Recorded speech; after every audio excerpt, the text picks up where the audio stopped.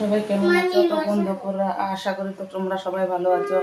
Shuklas Bengali গরমতে সবাইকে স্বাগত। তো বন্ধুরা, আজকে আমি আরেকটা রেসিপি নিয়ে চলে এসেছি।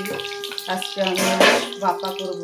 এই যে এখানে ইলিশ মাছগুলো নুন, হলুদ আর একটু সর্ষের তেল দিয়ে আমি ভালো করে মেখে ম্যারিনেট করে রেখে দিয়েছি।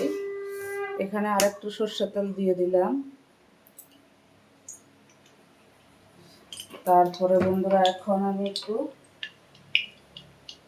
কালো জিরে ফোড়ন দিয়ে দেব।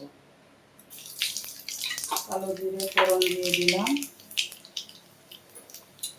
একটু সাঁড়াশি দিয়ে ভালো করে তেলগুলোরে নেড়ে দেব।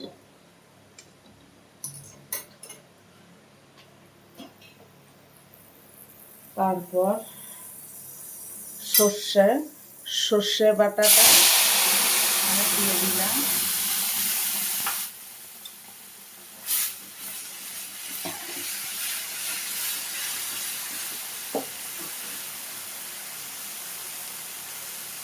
আমি হালকা করে নুন দিলাম, এখানে নুন দেওয়াটা আছে।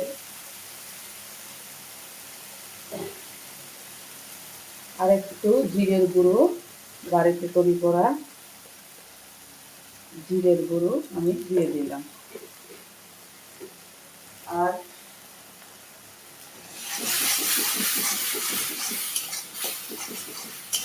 সর্ষে তো বেশি কষাতে নেই, তোমরা জানো।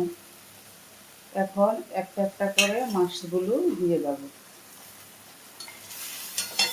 আমি মাছগুলোকে সর্ষের তেল, একটু হলুদ, নুন মেখে রেখে দিয়েছিলাম,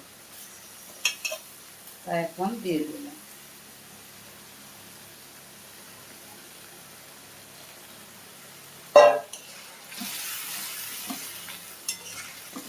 একবার উল্টিয়ে তারপরে ঢাকা দিয়ে দেব।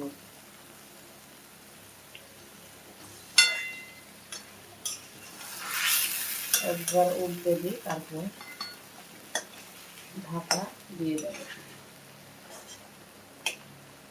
তো বন্ধুরা, এই বর্ষায় এখন শস্য ইলিশ খুবই ভালো লাগবে গরম গরম ভাতে।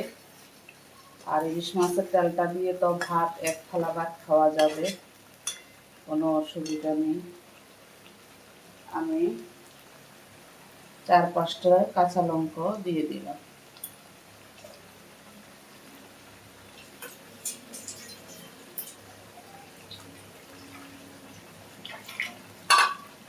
আর হালকা করে আমি জল দিয়ে দিলাম।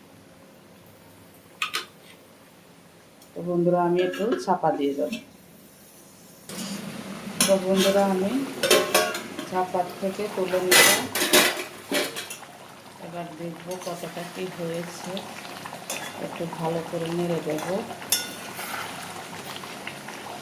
গ্যাসটা একটু কমিয়ে দেব, তাহলে আর বসবে না।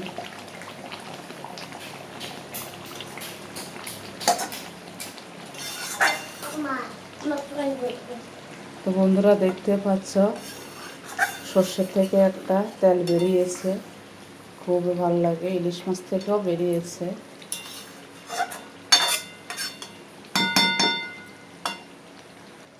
তো বন্ধুরা, শস্য ইলিশ হয়ে গেছে, দারুণ একটা সেন্ট বেরিয়েছে। গরম গরম ভাতে খুবই ভালো লাগবে। এই যে দেখো,